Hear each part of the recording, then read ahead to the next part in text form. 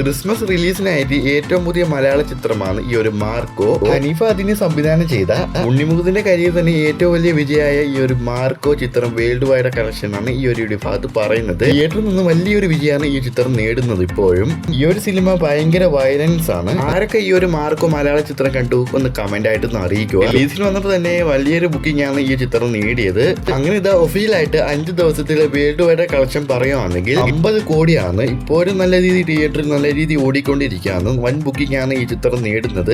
5 ദിവസം കൊണ്ട് ഇത്ര 50 ക്രോസ് അടിക്കുവാണെങ്കിൽ ഈ ഒരു മാർക്കോ ഈ ഒരു ചിത്രം ഒരു 200 കോടിയെങ്കിലും അടിക്കാൻ സാധ്യതയുണ്ട്. ചിലപ്പോൾ അതിന്റെ മുകളിലും ഈ ഒരു ചിത്രം നേടാൻ സാധ്യതയുണ്ട്. നമുക്ക് കാത്തിരിക്കാം. മലയാള സിനിമയിൽ തന്നെ ഒരു A സർട്ടിഫിക്കറ്റ് കിട്ടിയ ഒരു ചിത്രമാണ് ഈ ഒരു വയലൻസ് അടങ്ങിയ ഈ ഒരു മാർക്കോ ചിത്രം. അതിവേഗമാണ് ഈ ഒരു 5 ദിവസം കൊണ്ട് 50 ക്രോസ് അടിക്കുന്നത്. തമിഴ്നാട്ടിലും ഹിന്ദിയിലൊക്കെ നല്ല രീതിയിൽ ഈ ഒരു മാർക്കോ ചിത്രം നല്ല രീതിയിൽ ഓടിക്കൊണ്ടിരിക്കുകയാണ്.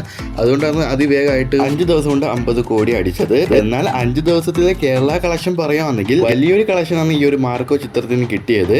5 ദിവസത്തിലെ കേരള ബോക്സ് ഓഫീസിൽ നിന്ന് കിട്ടിയത് ഈ ഒരു മാർക്കോ ചിത്രത്തിന് കിട്ടിയത് 21 ക്രോസ് ആണ്. 21 കോടി മേലാണ് ഈ ഒരു മാർക്കോ ഈ ഒരു 5 ദിവസം കൊണ്ട് കിട്ടിയത്.